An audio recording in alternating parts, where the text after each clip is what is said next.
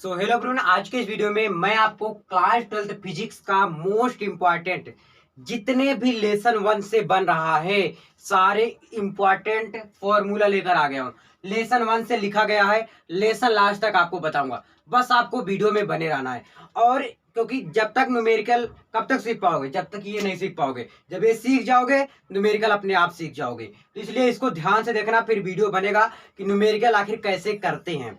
ध्यान दीजिएगा, विद्युत आवेश है। क्या है? पहला विद्युत आवेश बता रखा हूं विद्युत आवेश क्या होता है, लेकिन मैं आज जो बताने वाला हूं ये जो विद्युत आवेश का फॉर्मूला ये बताने वाला हूं। ध्यान दीजिएगा, आई थिंक मैं दिख रहा हूं। ये जो Q होता है, Q बराबर क्या होता है? IT। क्या होता है? Q बराबर IT। Q आपका क्या होता है? ये आपका आवेश होता है। क्या होता है? ये आवेश होता है। और जो I है ये आपका धारा है, और T जो है आपका क्या है? समय है। समझ आ गया ना? तो पहले ही आपको पता रहना चाहिए न्यूमेरिकल करने से पहले कि कौन सा किसका प्रतीक है, कौन से पहचानेंगे कैसे, है ना। जैसे किसी को देखे बिना कैसे आप पहचानोगे? हो सकता है कुछ आपको कोई बता दे कि इस प्रकार से शर्ट हो उनका, हो सकता है कुछ और उनके अंदर हो गुण, है ना, ब्लैक हो, काले, जैसे भी हो, गोरे हो, तो वो बता दिया जाता है उसी प्रकार से। देखो, विद्युत क्षेत्र की तीव्रता, विद्युत क्षेत्र की तीव्रता किससे प्रतीक करते हैं? ई से। क्या से? ई से। विद्युत क्षेत्र की तीव्रता किससे प्रतीक करते हैं? ई से। या क्या होता है? जो फोकस होता है, जो बल होता है, वो होता है ना, विद्युत बल होता है। और क्यू जो होता है आपका आवेश होता है। क्यू क्या होता है? आपका आवेश होता है। समझ आ गई बात ना? क्यू क्या होता है? आवेश होता है। कूलाम का नियम बहुत ज्यादा इंपॉर्टेंट है ये भी। कूलाम का नियम क्या होता है? कूलाम का नियम क्या होता है? एफ इक्वल टू क्या होता है? 1/4πε0 इनटू Q1 Q2 बटे आर स्क्वायर। इसका मान आपको दिया रहेगा 9 × 10⁻⁹ इस टाइप का कुछ दिया रहेगा, लेकिन इसका मान नहीं दिया रहेगा। इसमें अगर दो आवेश है, एक Q1 आवेश हो गया, एक Q2 आवेश है, दो आवेश हो गया, और दोनों आवेशों के बीच देखिएगा ध्यान से, ये दो आवेश हैं, एक आवेश यहाँ पर, एक आवेश यहाँ पर। इन दोनों आवेशों के बीच की जो दूरियां होती हैं उन्हें हम क्या कहते हैं? आर स्क्वायर कहते हैं। तो आर स्क्वायर समझ में आ गया, दो आवेशों के बीच की दूरी, ये से ज्ञात कर लेंगे। बलाघूर्ण, बलाघूर्ण क्या? टाउ बराबर क्या होता है? पीई साइन थीटा होता है। क्या होता है? टाउ बराबर पीई साइन थीटा। पी क्या होता है? विद्युत द्विध्रुव आघूर्ण होता है। पी क्या होता है? विद्युत द्विध्रुव आघूर्ण होता है, लिख लो। और ई क्या होता है? विद्युत क्षेत्र। क्या होता है? विद्युत क्षेत्र होता है। और भैया साइन थीटा क्या होता है? दो कोणों के बीच में जो बने होने वाला कोण रहेगा, कभी 90 अंश दिया रहता है, कभी 180 अंश दिया रहता है, इसका मान जरूर दिया रहेगा। ठीक है ना? ये हो गया, लिखते जाओ। P बराबर Q इंटू 2A। P क्या है? विद्युत द्विध्रुव आघूर्ण होता है। अगर विद्युत द्विध्रुव आघूर्ण का फॉर्मूला आ गया तो क्या लिखोगे? P बराबर Q इंटू 2A। Q हमारा आवेश होता है, और 2A जो होता है वो बीच की दूरियां होती हैं। ठीक है ना? आगे है द्विध्रुव की अच्छी स्थिति की तीव्रता। क्या? द्विध्रुव की अच्छी स्थिति की तीव्रता क्या होता है? फॉर्मूला E बराबर 1/4πε0 इंटू 2P/R की। आर क्यू, आर क्या है? बीच की दूरियां हो जाती हैं। अब देखिए, ये विद्युत द्विध्रुव आघूर्ण P, P क्या हो गया? विद्युत द्विध्रुव आघूर्ण हो गया। इसका मान दिया रहेगा ऑलरेडी। ये किसके लिए है? द्विध्रुव के कारण, विद्युत द्विध्रुव के कारण अच्छी स्थिति। ठीक है। अब निरक्षीय स्थिति में ये आपका सिर्फ 2 हट जाता है। क्या हट जाता है? 2 हट जाता है। सेम पूरा प्रोसेस रहता है। समझ आ गई बात ना? क्या हट जाएगा? सिर्फ 2 हट जाएगा। देखिए इसमें क्या हो जाएगा निरक्षीय स्थिति में? E equal to 1/4πε0 into P/R cube. P क्या है? विद्युत द्विध्रुव आघूर्ण है। सिर्फ इसमें से जो उसमें 2 था, इसमें 2 वही हट गया है। ठीक है जी। आगे है गॉस की प्रमेय। किसका? गॉस की प्रमेय। इसका निगमन भी आता है, जरूर तैयार कर लेना आप लोग। क्या होता है? क्या होता है? विद्युत flux equal E equal to Q epsilon naught. ठीक है ना? ये समझ आया?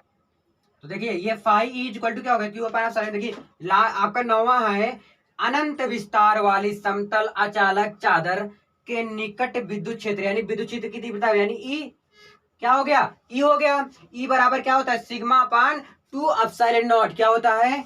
2 एप्सिलॉन नॉट। सिग्मा क्या है? आपका विशिष्ट चालकता है। क्या है? विशिष्ट चालकता है। क्या है? विशिष्ट चालकता है। आपका लास्ट है इस लेसन का। आवेशित चालक, कोई चालक है, प्लेट के बीच ठीक बाहर विद्युत क्षेत्र की तीव्रता क्या होता है? ई बराबर सिग्मा अपान एप्सिलॉन नॉट। यहाँ से 2 सिर्फ हट जाता है। तो आपको उम्मीद है समझ में आया होगा। चलो लेसन 2 देखिएगा, लेसन 2 पे आ गया हूँ। क्या है? विद्युत विभव तथा धारिता। क्या है? विद्युत विभव तथा धारिता। ध्यान से देखेंगे एक एक करके, है ना। देखिएगा, विद्युत विभव जो होता है वो किससे प्रतीत करते हैं? V से। विद्युत विभव का ये फॉर्मूला आपके सामने रहा, ठीक है। अब देखो, तथा धारिता यानी C, यानी विद्युत विभव तथा धारिता के बारे में इसमें हम देखेंगे। देखिएगा, विद्युत विभव जो होता है उसका फॉर्मूला क्या होता है? V equal to W upon Q naught. W आपका क्या होता है? ये कार्य होता है। क्यू नॉट आपको पता हो गया होगा। V क्या है? आपका विद्युत विभव होता है। क्लियर हो गया यहाँ तक? विद्युत विभव क्या होता है? V, और W आपका कार्य होगा, क्यू नॉट पता है। द्विध्रुव के कारण अच्छी स्थिति। अब देखिए विद्युत विभव के, देखिए जो विद्युत विभव के कारण द्विध्रुव में है, ध्यान दीजिएगा, विद्युत विभव के कारण इसका फॉर्मूला क्या होता है? V equal to 1/4πε0 into Q upon R square है।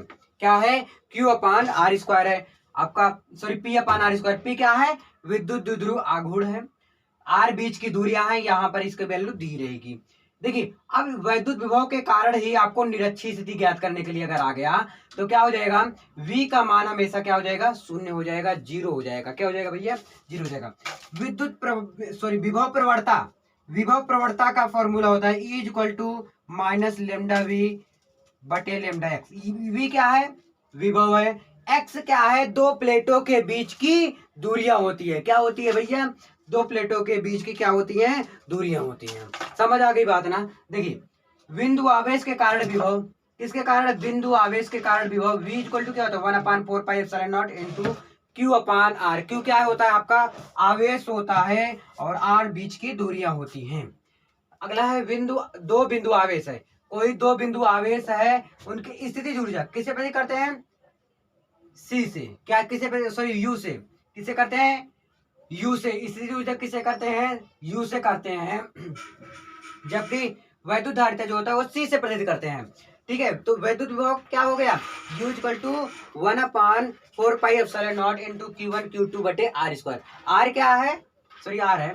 R क्या है? बीच की दूरियां हो गई है ना, तो U equal to 1/4πε0 into Q1 Q2 बटे R होता है। देखिएगा, क्वेश्चन आपको फॉर्मूला नंबर 7 है लेसन 2 के। क्या होता है? C equal to Q upon V। Q आपका क्या है? आवेश है।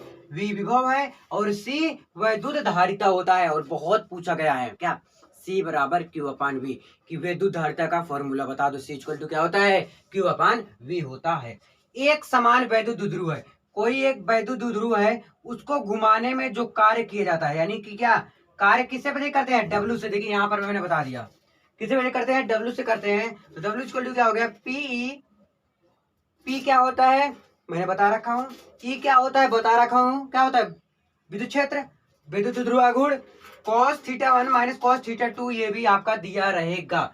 देखिए, आवेशित चालक की स्थितिज ऊर्जा, आवेशित चालक की क्या दिया रहेगा? स्थितिज ऊर्जा क्या होता है? U equal to half QV।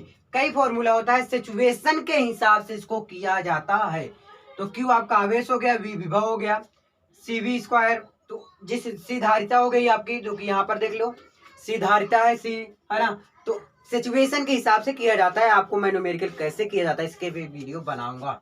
आवेशित संधारित्र की प्लेटों के बीच ऊर्जा घनत्व क्या होता है? U equal to half epsilon naught into E square होता है। संधारित्र का श्रेणी क्रम संयोजन, श्रेणी क्रम। देखिए संधारित्र है, संधारित्र क्या होता है? यानी C, संधारित्रों को श्रेणी क्रम, श्रेणी क्रम जब भी आएगा तो ध्यान दीजिएगा क्या हो जाएगा आपका?